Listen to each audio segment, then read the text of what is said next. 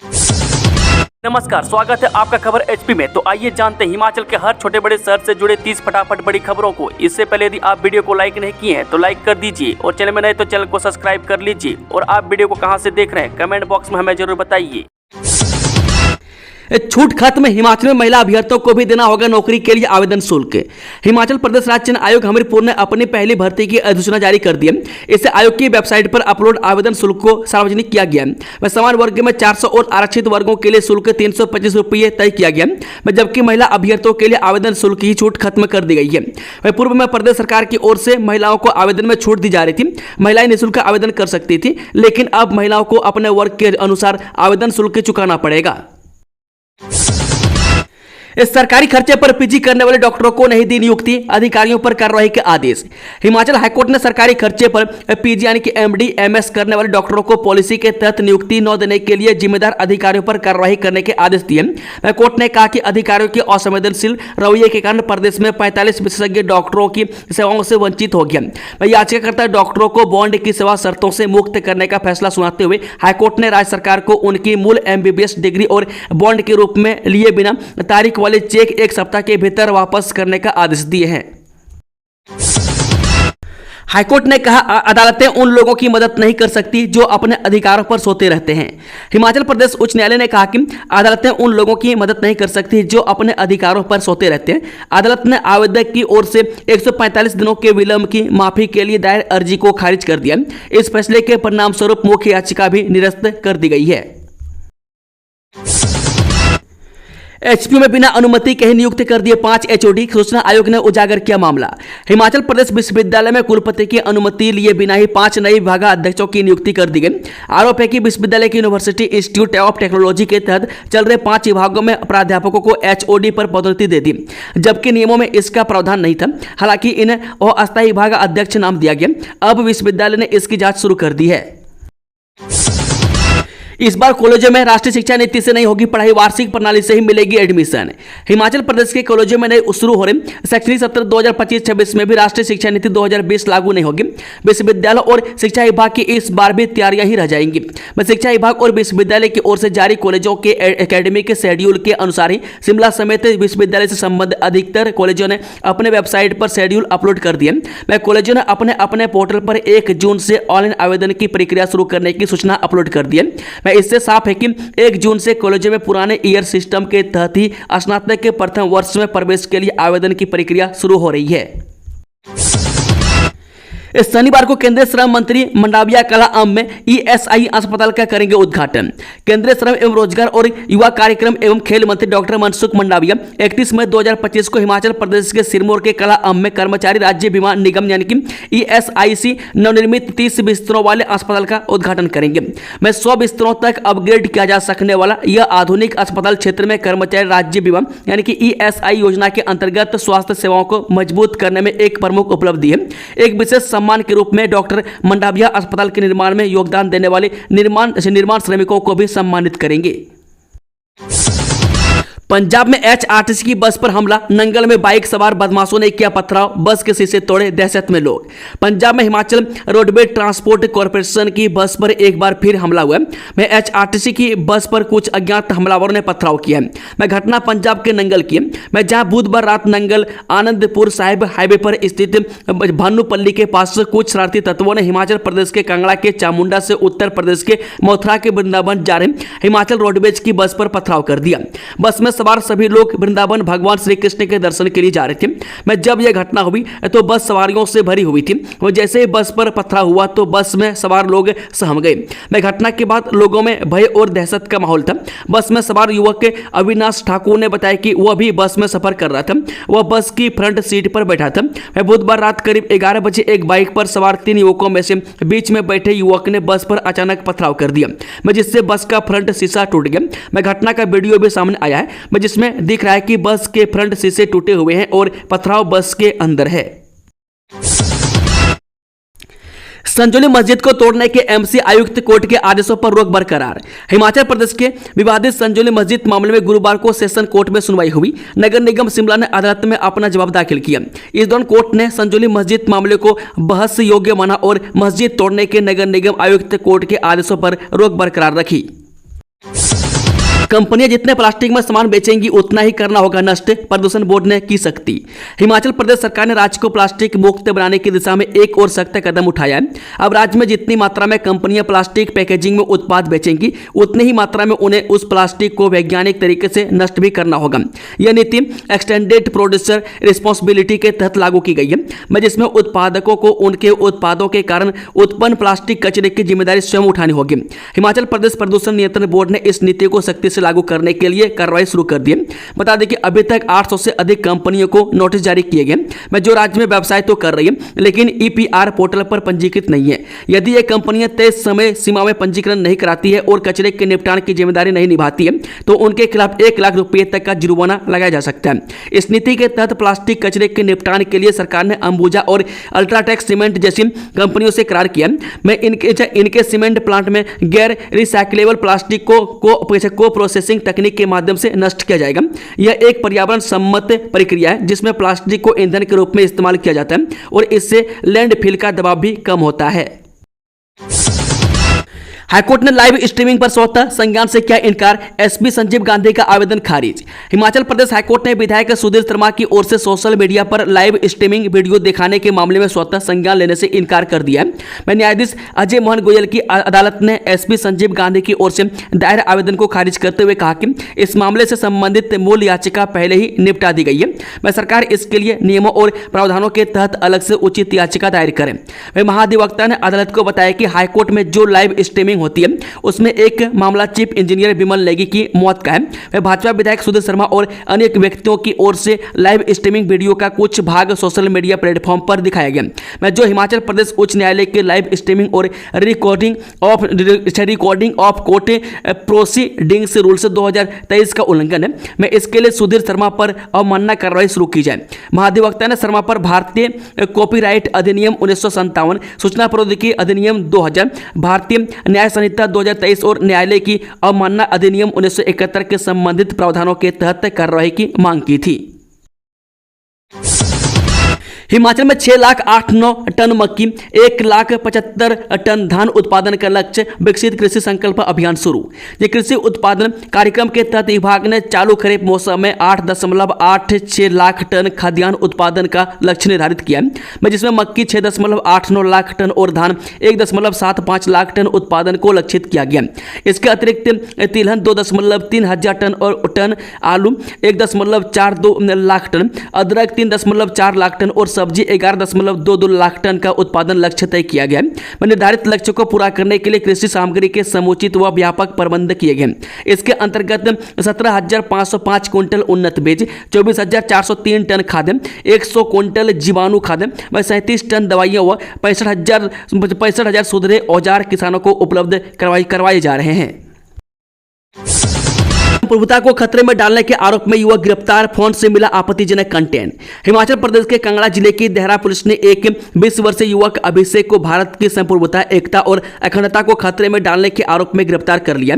Police ने आरोपी पर भारतीय न्याय संहिता की धारा 152 के तहत मामला दर्ज किया है, जिसमें देश की एकता व अखंडता को नुकसान पहुंचाने वाले किसी भी कार्य को आपराधिक माना गया। आरोपी अभिषेक देहरा का निवासी है और कॉलेज से ड्रॉप आउट बताया जा रहा है। हिमाचल में सरकारी नौकरी लगते ही तबादला पाने की जुगत पर लगा ब्रेक, अब इस शर्त का करना होगा पालन।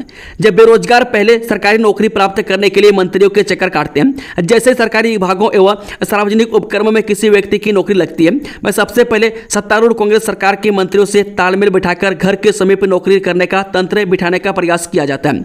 लेकिन प्रदेश सरकार की सख्ती के चलते पहले नियुक्ति स्थान पर जाने की शर्त को देखते हुए सरकारी नौकरी प्राप्त करने वाले पुरुष व महिला को ज्वाइनिंग करनी पड़ती है। उसके बाद 2-4 महीनों के बाद अंतर जिला कोटा के तहत तबादला करवाने की कोशिश शुरू होती है। इस तरह के बढ़ते मामलों को देखते हुए वो मुख्यमंत्री कार्यालय ने 5% कोटे के तहत तबादलों पर फिलहाल रोक लगा दी है। सचिवालय में ऐसे मामले बड़ी संख्या में पड़े हुए हैं। एचआरटीसी के बेड़े में शामिल होगी 250 डीजल बस, नए सिरे से टेंडर जारी। हिमाचल पथ परिवहन निगम के बेड़े में 250 डीजल बसें शामिल होंगी। निगम ने इसके लिए नए सिरे से टेंडर जारी किया है। इस बार निगम प्रबंधन ने शर्तों में कुछ बदलाव किया है। मैं तीसरी बार निगम ने इन बसों की खरीद को टेंडर निकाला। मैं जून महीने में आयोजित होने वाली निदेशक मंडल की बैठक में भी इसका प्रस्ताव रखा जाएगा। मैं बीओडी की मंजूरी मिलने के बाद ही निगम इसके खरीद का ऑर्डर जारी करेगा। मैं निगम के पास बसों की कमी है। मैं डीजल बसों की वैसे भी निगम को जरूरत है। मैं ई बसें प्रदेश के कई स्थानों के लिए फिट नहीं है, वहां पर केवल डीजल बसें ही चल सकती है। इसलिए निगम प्रबंधन चाहता है कि इन बसों की खरीद जल्द से जल्द हो सके। मैं निगम मुख्यालय में सभी जिलों से बसों की डिमांड आ रही है। सिरमौर में ईएसआईसी अस्पताल बनकर तैयार, 31 मई को मनसुख मंडाविया करेंगे उद्घाटन, मजदूरों को मिलेगा लाभ। जिला सिरमौर के प्रमुख औद्योगिक क्षेत्र कालाअंब में ईएसआई अस्पताल झिरीवाला कालाअंब का उद्घाटन 31 मई को होगा। मैं ईएसआईसी अस्पताल का उद्घाटन केंद्रीय श्रम एवं रोजगार व युवा मामले एवं खेल मंत्री डॉक्टर मनसुख मंडाविया शनिवार को प्रातः 11 बजे करेंगे। औद्योगिक क्षेत्र कालाअंब में 16 बीघा एरिया में 96 करोड़ रुपए की लागत से 30 बेडेड अस्पताल का निर्माण कार्य पूरा हो चुका है। भविष्य में इस अस्पताल को 100 बेडेड बनाया जाएगा। इस अस्पताल के बनने से कालाअंब क्षेत्र के 50,000 मजदूरों को स्वास्थ्य सुविधा का लाभ मिलेगा। इस शिमला में बढ़ता जा रहा कुत्तों का खौफ, तारादेवी में युवक को बनाया शिकार, डॉग के मालिक के खिलाफ मामला दर्ज। जी राजधानी शिमला में कुत्तों के काटने के मामले आए दिन बढ़ रहे हैं। मैं ताजा मामले में तारादेवी के साथ लगते चमरोग गांव में एक युवक को कुत्ते के काटने का मामला सामने आया है। इस बारे में थाना बालूगंज में क्रॉस से FIR करवाई गई है। मैं पुलिस से प्राप्त जानकारी के अनुसार जिस लड़के को कुत्ते ने काटा है उसकी माता सोनिया चौहान, पत्नी अनिल कुमार निवासी हरिकृष्ण भवन चमरोग तारादेवी शिमला में मामला दर्ज करवाया है। रक्षा खरीद प्रक्रिया में हो रही देरी, वायुसेना को हो रहा बड़ा नुकसान, कब जगेगी सरकार। भारत में हथियारों की खरीद प्रक्रिया काफी लंबी होती है। मैं इसमें औसतन 5 से 6 साल या उससे भी अधिक समय लग जाता है। इसकी वजह से सैन्य बलों को काफी दिक्कतों का सामना करना पड़ता है। वायुसेना प्रमुख air chief marshal AP Singh ने इस पर चिंता जाहिर की है। उन्होंने कहा कि एक भी रक्षा प्रोजेक्ट समय पर पूरा नहीं हुआ। उन्होंने यह भी कहा कि वैसे कॉन्ट्रैक्ट पर साइन ही क्यों किए जाते हैं जो अपना वादा पूरा नहीं कर पाए। मैं की चिंता इसलिए वाजिब है क्योंकि खरीद प्रक्रिया में कभी कभी इसमें इतना अधिक वक्त लग जाता है। मैं तब तक नई चुनौतियां सामने आ जाती है। भारतीय एयरफोर्स ने समय पर हथियारों की आपूर्ति न होने को लेकर अपनी चिंता जाहिर की है।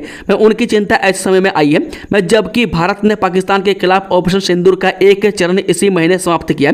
आधिकारिक तौर पर इस ऑपरेशन को सिर्फ स्थगित किया गया है। हिमाचल में एक इंजीनियर की मौत से हिली सरकार, ACS, DGP और SP की क्यों हुई छुट्टी, जाने पूरा मामला।